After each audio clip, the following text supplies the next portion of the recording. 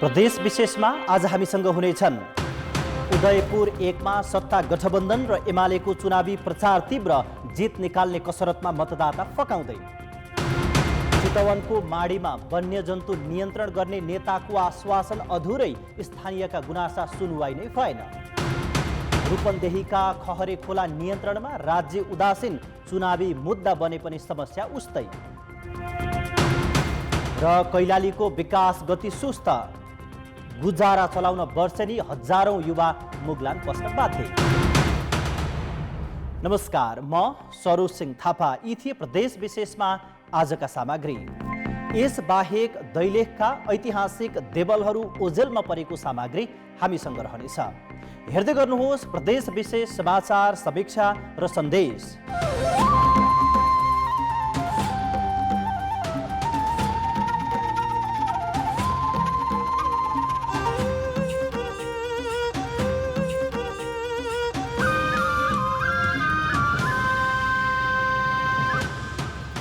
प्रदेश विशेष presented by Asian Paints।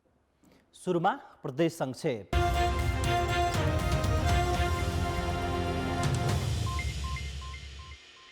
Lumbini प्रदेशमा सक्रिय राजनीतिक दलहरूले निर्वाचन आचार संहिता पूर्ण रूपमा पालना गर्ने प्रतिबद्धता जनाएका छन्। शनिबार बुटवलमा आयोजित एक कार्यक्रममा सहभागी विभिन्न दलका नेताहरूले स्वतन्त्र र निष्पक्ष निर्वाचनका लागि आचार संहिता पालनाको प्रतिबद्धता जनाएका हुन्। उनीहरूले आचार संहिता उल्लङ्घनका घटनाबारे निर्वाचन आयोग, प्रशासन र सञ्चार माध्यमहरूले पनि निगरानी राख्नुपर्नेमा जोड दिएका छन्। राष्ट्रिय प्रजातन्त्र पार्टीका अध्यक्ष राजेन्द्र लिङ्गदेनले स्वास्थ्य र न्याय सेवा पूर्ण निःशुल्क हुनुपर्ने धारणा राखेका छन्। गोर्खाको पालुङटारमा शनिबार आयोजित चुनावी सभालाई सम्बोधन गर्दै उनले युवा शक्तिको विदेश पलायन रोक्न नसकुन्जेल देश विकास हुन नसक्ने टिप्पणी समेत गरे। शनिबार नै पूर्वी र पश्चिम नवलपरासीमा आयोजित छुट्टै आमसभालाई सम्बोधन गर्दै लिङ्गदेनले पटक पटक अवसर पाएर पनि काम नगर्ने राजनीतिक दलको विकल्प खोज्न मतदातालाई आह्वान गरेका छन्। प्रदेश 1 को प्रमुख पर्यटकीय गन्तव्य इलामको कन्याम जाने पर्यटकले अब सिसाको टावरमाथि चढेर दृश्यावलोकन गर्न पाउने भएका छन्। नेपालका सीमित ठाउँमा मात्रै रहेको स्काई वाक टावर कन्याममा पनि निर्माण भएपछि त्यस आसपासका मनोरम दृश्यको अवलोकन गर्न थप सहज भएको हो। टावरमा चढेर चियाबारी सहित कञ्चनजङ्घा लगायतका हिमालसँगै नेपाल भारतका थुप्रै भूभागको अवलोकन गर्न सकिनेछ। टावरको सबैभन्दा माथि राखिएको 4 मिटर चौडा र 7 मिटर लम्बाइको सिसाबाट दृश्यावलोकन गरी पर्यटकले आनन्द लिन सक्छन्। विशेष गरी गर्मी याममा कन्याममा आन्तरिक पर्यटकको भिड लाग्ने गरेको छ। पाल्पामा कला साहित्य यात्रा 2079 अन्तर्गत सृजना उत्सव कार्यक्रम भएको छ। त्यस क्रममा नेपाली कला साहित्य.com प्रतिष्ठानले पाल्पाका साहित्यकार द्वय पुष्कर अथक रेग्मीलाई योगेश्वर बाङ्मय पुरस्कार र राजेन्द्र गोपाल सिंहलाई ग्रेगरी कला साहित्यिक संस्कृति साहित्य पुरस्कार प्रदान गरेको छ। कार्यक्रममा पाल्पाको साहित्यिक इतिहास पुस्तक समेत विमोचन गरिएको छ। हामीसँग बाँकी नै छन् दैलेखका ऐतिहासिक देवलहरू ओझेलमा संरक्षण गर्न तीनै तहका सरकारको पुगेन ध्यान। र रूपन्देहीका खहरे खोला नियन्त्रणमा राज्य उदासीन, चुनावी मुद्दा बने पनि समस्या उस्तै। प्रदेश विशेष presented by Asian Paints। समाचारमा पुनः स्वागत छ। उदयपुरको निर्वाचन क्षेत्र नम्बर 1 मा गठबन्धन र नेकपा एमालेको प्रतिस्पर्धा देखिएको छ। गठबन्धनलाई राष्ट्रिय आवश्यकता र प्रतिगमन विरुद्धको बखान गर्दै त्यसमा आबद्ध दलहरू चुनावी अभियानमा छन् भने एमाले एक्लै देशको हितमा सक्षम रहेको दाबीका साथ प्रचार प्रसारमा जुटेको छ। 2 निर्वाचन क्षेत्र रहेको उदयपुरमा 1 नम्बर निर्वाचन क्षेत्रमा बेलका, चौदण्डीगढी र त्रिउगा नगरपालिका पर्दछन्। त्यसमा बेलका र चौदण्डीगढी प्रदेशसभा 1 क र त्रिउगा प्रदेशसभा 1 ख पर्दछ। यहाँका मुख्य प्रतिस्पर्धामा सत्ता गठबन्धन र एमाले देखिएको छ। नेपाली काङ्ग्रेस, नेकपा माओवादी केन्द्र, नेकपा एकीकृत समाजवादी र नेपाल समाजवादी आबद्ध गठबन्धनका साझा उम्मेदवारहरू जितको दाबीका साथ चुनावी अभियानमा छन्। जनतालाई आफ्नो घोषणापत्र अनुसार जनतालाई कन्भिन्स गरेर जनताको भोट लिएर अनि बहुमतको सरकार बनाएर आफ्नो घोषणापत्रलाई कार्यान्वयन गर्ने। एमालेका उम्मेदवारहरू पनि जितको दाबीमा छन्। जनताले आफ्नो विवेक प्रयोग गरेर जिताउने एमालेको विश्वास छ। राष्ट्रियताको अस्तित्व राख्नको लागि चाहिँ हामीलाई कस्तो जनप्रतिनिधि चाहिन्छ त्यो त जनताले छान्ने नै छ। यी दुवै पक्षले गत 5 वर्षमा गरिएका विभिन्न विकास निर्माणको कामलाई पनि मतको आधार बनाएका छन्। राम्रै मत भारका साथ विजय हासिल गर्छु भन्ने मेरो विश्वास। त्रियुगा नगरपालिकावासीहरूले नेकपा एमालेको पक्षमा मतदान गर्नुहुन्छ भन्ने आशा राखेको छु। यहाँ स्वतन्त्र र साना दलको प्रभाव त्यति देखिएको छैन। उदयपुरमा कुल 2,28,946 मतदाता मध्ये 1 नम्बर निर्वाचन क्षेत्रका 1,35,525 मतदाताको मन कसले जित्ला भन्ने स्पष्ट छैन। जो विकास गर्छ उसैले दिन्छ। जनताको चेतनाको अभावका बीच उम्मेदवारहरू आँखामा छारो हाल्ने प्रतिबद्धताका बीच जित्न खोजिरहेको विज्ञको भनाइ छ। पार्टीको घोषणापत्रमा के लेखेको हो, उसले बाचा गरेको के हो, यो कुराको समीक्षा गरेर मात्रै अर्को पटक उसले मत दिनुपर्छ। विज्ञको सुझावलाई मनन गर्दै गत चुनावमा गरिएका प्रतिबद्धता र कार्यान्वयन पक्ष हेरेर अहिले मत दिने र अहिलेको प्रतिबद्धता हेरेर अर्को चुनावमा भोट दिने परिपाटी बसाउने हो भने विकासका लागि राजनीतिक धार सही ठाउँमा आउने थियो कि? कान्तिपुर समाचारका लागि भोटराज राई, उदयपुर। चितवन सदरमुकाम भरतपुरबाट दक्षिणतर्फ लागेपछि चितवन राष्ट्रिय निकुञ्ज पुगिन्छ। कसरा हुँदै निकुञ्ज कटेपछि पुगिने सुन्दर ठाउँ हो माडी। प्राकृतिक वातावरण र यहाँको सुन्दरताले जो कोहीलाई मोहित बनाउँछ। तर वर्षौँदेखि यस ठाउँमा बसोबास गर्दै आइरहेका स्थानीयहरू वन्यजन्तुबाट प्रभावित हुँदै आइरहेका छन्। निर्वाचनको बेलामा नेताहरूले आश्वासन बाँड्दै आए पनि वन्यजन्तुको प्रभावबाट जोगाउने विषयमा अहिलेसम्म कसैले कुनै पहल गरेका छैनन्। चितवन राष्ट्रिय निकुञ्जको सिमानामै जोडिएको ठाउँ हो माडी 1 सेरुवा गाउँ। आहाराको खोजीमा निस्कने वन्यजन्तुका कारण अहिले यस क्षेत्रका बासिन्दा आजित छन्। यहाँ वन्यजन्तुले क्षति नपुर्याएको कुनै बाली भेटिँदैन। यसपटक धान काट्ने बेलामा हात्ती, गैँडा लगायत वन्यजन्तुले स्थानीय शोभा चौधरीको बालीमा पूर्ण क्षति पुर्यायो। शोभाको मात्रै होइन, माडी 1 चन्द्रपुरका हरिशरण विकले 6 कट्ठामा लगाएको धानबाली समेत एकैपटक आएका 5-6 वटा गैँडाले सबै धानबाली नष्ट गरिदियो। तर गैँडाले सबै बाली नै नष्ट गरेपछि परिवार कसरी पाल्ने भन्नेमा उनीहरूमा चिन्ता छाएको छ। धान चाहिँ सबै खाइदियो। अब हाम्रो जग्गा नै थोरै छ। अब हामी के त गैँडाले खाइदिए हामी के खाने? अब वर्ष दिन के गर्ने सर? अब वही मेहनत मजदुरी, अब यो त अब नहुने। अब वही हात पाखुरा खियाएर अब कतै काम केही गरेर अब खानु पर्यो। यस वर्ष मात्रै 50 बिघाभन्दा बढी क्षेत्रफलमा लगाएको बाली वन्यजन्तुले नष्ट गरेको छ। किसानको यो समस्या समाधान गर्न माडी नगरपालिका विभिन्न कार्यक्रमहरू गर्दै आइरहेको दाबी गरेको छ। तारबारको कार्यक्रम छ र सुरक्षाको हिसाबले त्यहाँ चाहिँ पोल बत्तीहरू राखिदिने कार्यक्रमहरू हामीले गरिरहेका छौँ। वन्यजन्तुको समस्या माडीमा नौलो होइन। निर्वाचनको बेलामा जहिले पनि राजनीतिक दलहरूले यो समस्यालाई चुनावी नारा समेत बनाउँदै आएका छन्। तर त्यो नारामै सीमित हुने गरेको छ। चुनाव जित्नका लागि यसपटक पनि उम्मेदवारहरूले माडीको यो समस्यालाई प्राथमिकता दिएका छन्। वन्यजन्तुहरूलाई आफ्नै क्षेत्रमा राख्ने होइन, त्यसैमा गर्ने। दोस्रो चाहिँ तपाईँको नदीमा बाढी पहिरोहरू नआउने। तेस्रो चाहिँ त्यसैको आधारमा फेरि पर्यटकीय कोरिडोर बनाउने। निकुञ्ज 2029को नेवारी छ, त्यसमा विशेष परिमार्जन गर्नुपर्ने छ। त्यो नै केही बुदाहरू बाधक भएको छ। त्यसलाई हामी संशोधन गर्न सकिन्छ भन्ने हामीले एउटा सोच बनाएका छौँ। बाली जोगाउँदा आफ्नै खेतबारीमा आएको बदेल मारेकै आरोपमा माडीका 3 महिला जनै 92,000 जरिवानामा परे। तर वन्यजन्तुले बाली सखाप पार्दा न्यायोचित क्षतिपूर्ति समेत उनीहरूले पाउँदैनन्। मानव र वन्यजन्तुको द्वन्द्व जहिले चुनावी नारा मात्रै बन्दा माडीवासी वर्षेनी जनधनको क्षति बेहोर्न बाध्य छन्। कान्तिपुर समाचारका लागि राजु चौधरी, माडी, चितवन। चुरेबाट उर्लिएर आउने खहरेहरूले रूपन्देहीमा वर्षेनी ठुलो जनधनको क्षति हुने गरेको छ। वर्षायतका बेला यस्ता खहरे नियन्त्रण गर्नुपर्ने आवाज पनि उठ्छ, तर हिउँद लागेसँगै यस्ता आवाज कमजोर बन्दै जाँदा वर्षेनी यहाँका नागरिकले दुःख पाउने गरेका छन्। अहिले निर्वाचनका बेला पनि यही विषयलाई उम्मेदवारले एजेन्डा बनाएका छन्।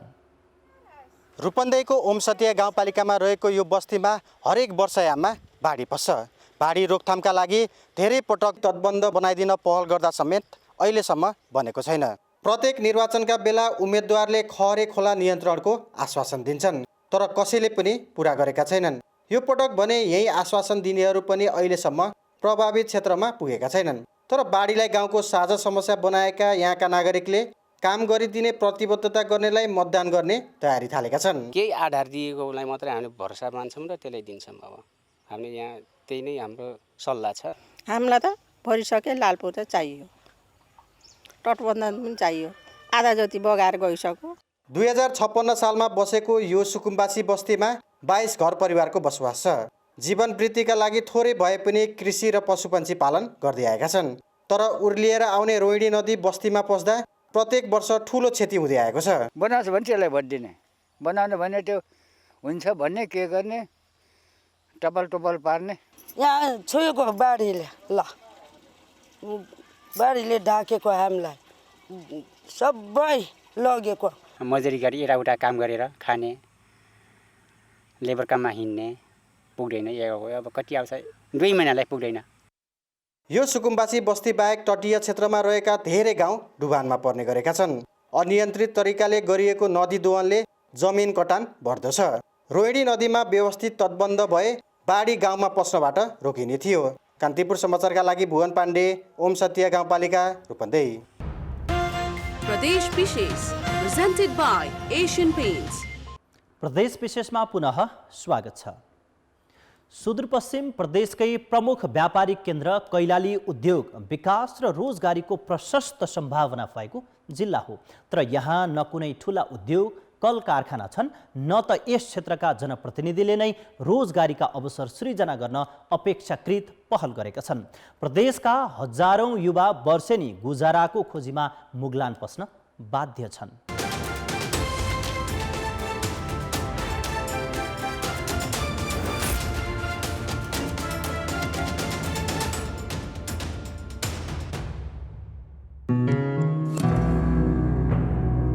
नेपालकै लामो नदी कर्णालीमा 29 वर्ष अघि पुल सञ्चालनमा आएपछि मात्रै कैलाली सङ्घीय राजधानीको मूलधारसँग जोडिएको हो।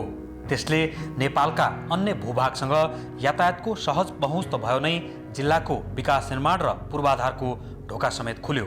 तर कैलालीको विकासले भने फड्को मार्न सकेन। विकास जसले गराउनु पर्ने, जसका लागि चाहिएको छ, त्यो मान्छेले पनि, त्यो तहले पनि वास्तवमा एक्टिभ हुनुपर्छ। त्यो एक्टिभनेस पनि भएन भने शासन शैली विकासको निर्माणको जिम्मा पाएको मान्छेहरूले पनि त्यति वास्तवमा जिम्मेवारी ढङ्गबाट काम निर्वाह गरेको अर्थात् एकाउन्टेबल तरिकाले काम गरेको स्थिति होइन। कैलालीमा विश्व रामसार क्षेत्रमा सूचीकृत घोडाघोडी ताल, टिकापुर पार्क, गोदावरी र बेहडाबाबा धाम जस्ता धार्मिक तथा पर्यटकीय स्थल छन्। नदी, खोला, वनजङ्गल र खेतयोग्य फाँटहरूले भरिपूर्ण भए पनि उचित सदुपयोग हुन सकेको छैन। झन्डै 13 अर्ब लागतमा 2065 सालमा निर्माण थालिएको रानी जमरा कुलरिया सिँचाइ आयोजनाको काम अझै सकिएको छैन। शिक्षा र स्वास्थ्यबाट पिछडिएको यस क्षेत्रमा गेटा मेडिकल कलेजका भौतिक निर्माणको काम सकिँदा समेत सञ्चालनमा नल्याइँदा सामान्य उपचारका लागि पनि भारत जानुपर्ने अवस्था छ। हुलाकी सडक लगायत विकासका योजनाको काम कछुवा गतिमा छ। सुदूरपश्चिमाञ्चलबाट विशेष गरी पनि स्वास्थ्य क्षेत्रमा यहाँका बहुसङ्ख्य मानिसहरू भारत लगायत अन्य क्षेत्रमा जानुपर्ने बाध्यता छ। चारैतिर जनताले आशा लाग्दो खालको कुनै पनि कामहरू अगाडि प्रष्ट देखिन सकेको छैन। धनगढी प्रदेशकै प्रमुख व्यापारिक केन्द्र भए पनि विशेष आर्थिक क्षेत्र नहुँदा ठुला उद्योग यो जिल्लामा छैनन्, भएका पनि बन्द छन्। प्रदेशकै सबैभन्दा ठुलो धनगढी गौरीफन्टा नाकाको विस्तार नहुँदा सामान आयात निर्यातमा झन्झट बेहोर्नुपर्ने बाध्यता छ। धनगढी विमानस्थलको स्तरोन्नति नहुँदा पहाडी जिल्लामा नियमित उडान हुन सकेको छैन। रोजगारीका लागि यहाँ ठुला उद्योग धन्दाहरू सुरु हुन सकेका छैनन्। भएका उद्योग धन्दाहरूलाई पनि सरकारले केयर गरेर त्यसलाई चलाउन सक्ने अवस्था छैन। अब यो ठाउँको नेतृत्व भनेको अलिकति केही गर्न सक्ने लिडरसिप चाहिँ वास्तवमा एउटा दरिलो र युवा चाहिएको छ। त्यस भयो भने केही न केही चेन्जेस आउन सक्छ। विभिन्न जात जाति र समुदायका फरक फरक कला संस्कृति र रीतिरिवाजको सङ्गम मानिन्छ कैलाली। थारू जाति र पर्वतीय जातिहरू जो पहाडी समुदायहरू यहाँ बसेका छन्, यिनीहरू सांस्कृतिक रूपमा एउटै हुन्। यी दुवै समुदायहरू वैदिक संस्कृतिका अनुयायीहरू हुन्। त्यसकारण हामीले यसलाई चाहिँ यसका संस्कृतिका अन्तर्वस्तुलाई हामीले हेर्ने हो भने हाम्रा सबै चाडपर्वहरू, हामीले मान्ने देवी देवताहरू र जुन हामी प्रकृति पूजक छौँ समान छन्। यसमा कुनै पनि तलमाथि चाहिँ छैन। जिल्लाका 5 निर्वाचन क्षेत्रमध्ये कुनै न कुनैबाट सङ्घीय र प्रदेश सरकारमा पटक पटक प्रतिनिधित्व रहँदै आएको छ। तर गरिबीको रेखामुनि रहेका नागरिकको जीवनस्तरमा परिवर्तन ल्याउने गरी 5 वर्षमा कुनै काम हुन सकेनन्। गत आर्थिक वर्षमा तीनै तहका सरकारबाट पुँजीगततर्फ करिब 10 अर्ब रुपियाँ खर्च भए पनि प्रतिफल नागरिकले पाउन सकेनन्। गरिबीको रेखामुनि रहेका दलित, वादी तथा मुक्तकमय बस्तीमा कुनै नेता, मन्त्री र नीति निर्माताको नजर परेन। जनताको आन्दोलन र बलिदानीबाट प्राप्त परिवर्तनपछि नेपालमा 3 तहका सरकार बने। त्यसैको बलमा राजनीतिक दलका नेताहरू पटक पटक सत्तामा पुगे, तर पनि जनहितमा काम नगर्दा नागरिकमा निराशा छाएको छ। उनीहरूको निराशालाई आशामा परिणत गर्ने हो भने रोग, भोग, अशिक्षा र गरिबीले प्रताडित यहाँका जनताको जीवनस्तर सुधार्ने खालका योजना ल्याउन जरुरी छ। कान्तिपुर समाचारका लागि क्यामेरामा सुदीप थापाका साथमा टेकराज जोशी, धनगढी, कैलाली। दैलेखका ऐतिहासिक देवल तथा गढी ओझेलमा परेका छन्। पूर्वाधार विकास र प्रचार प्रसार नहुँदा ढुङ्गाबाट बनेका धार्मिक देवलहरूको संरक्षण समेत हुन सकेको छैन। धार्मिक क्षेत्रमा पूर्वाधार विकास गर्न तीनै तहका सरकारले चासो नदिँदा पर्यटकीय स्थलहरू ओझेलमा परेका हुन्। कर्णाली प्रदेशको दैलेखमा कयौं ऐतिहासिक तथा धार्मिक क्षेत्र छन्। नेपाली भाषाको पहिलो शिलालेख रहेको दैलेखमा पञ्चदेउल, कोतगढी, ज्वाला, पाथरनाउली र महाबुधाम जस्ता धार्मिक क्षेत्र ओझेलमा परेका छन्। पर्यटकीय गन्तव्य बन्ने यस्ता स्थलको संरक्षणमा तिनै तहका सरकारले चासो दिएका छैनन्। यी सम्पदाहरूको संरक्षणको लागि बजेटको व्यवस्था नगरेकै कारणले यिनीहरू संरक्षण हुन सकेका छैनन्। स्थानीय तहको बजेटले मात्र यिनीहरूको संरक्षण गर्न नसकिएकोले यी सम्पदाहरू जीर्ण अवस्थामा छन्। त्यस बेलामा यो गढीको सरसफाइ पनि राख्थे। अब अहिले त हट्ने वा त त्यो सरसफाइ पनि त्यति राम्रो भएन। धार्मिक क्षेत्र घुम्न आउनेका लागि यो क्षेत्रमा न सडक राम्रो छ, न बस्नकै लागि राम्रो होटेलको सुविधा नै छ। धार्मिक महत्त्वका 5 स्थलको व्यवस्थापन र पूर्वाधार विकासमा कसैले चासो नदिँदा दर्शनार्थीले कष्टकर यात्रा गर्नुपर्ने बाध्यता छ। गाडीहरू जान नसक्ने कारणले गर्दा यात्रा एकदम शास्तिजनक छ। शिवलिङ्गका रूपमा हामीले यसलाई अहिलेसम्म मान्दै पूजा गर्दै आएका छौँ र श्रद्धालु भक्तजनहरू पनि भव्य रूपमा हुनुहुन्छ। यहाँ धार्मिक पर्यटक बढाएर स्थानीयले प्रशस्त लाभ लिन सक्छन्, तर त्यसका लागि पूर्वाधार अनिवार्य मानिन्छ। तीनै तहका सरकारले विकासमा साझेदारी गरेर पूर्वाधार निर्माण गर्ने हो भने पर्यटक भित्राएर स्थानीयले आय आर्जनको स्रोत बढाउन सकिनेछ। कान्तिपुर समाचारका लागि चक्र भण्डारी, दैलेख। दोलखाको बिगु गुम्बा आनी अर्थात् महिलाहरूलाई बौद्ध शिक्षा दिने नेपालकै पहिलो गुम्बाको रूपमा परिचित छ। 2072 सालको भूकम्पले गुम्बा ध्वस्त भएपछि पठन पाठन प्रभावित भएको थियो।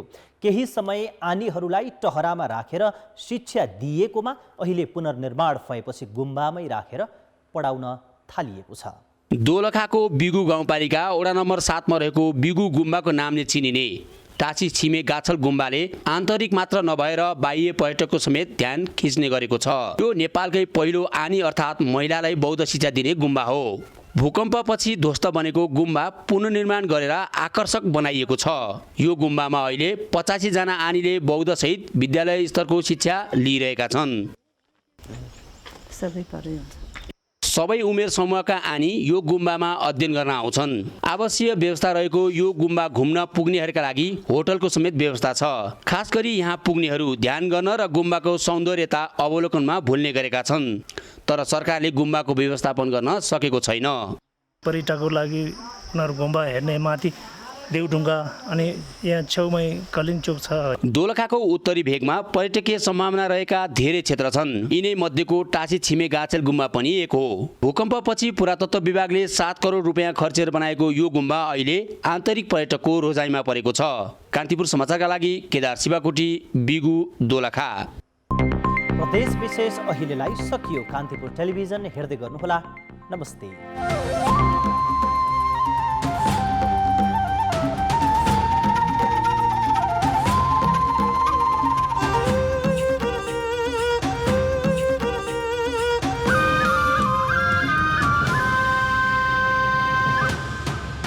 प्रदेश विशेष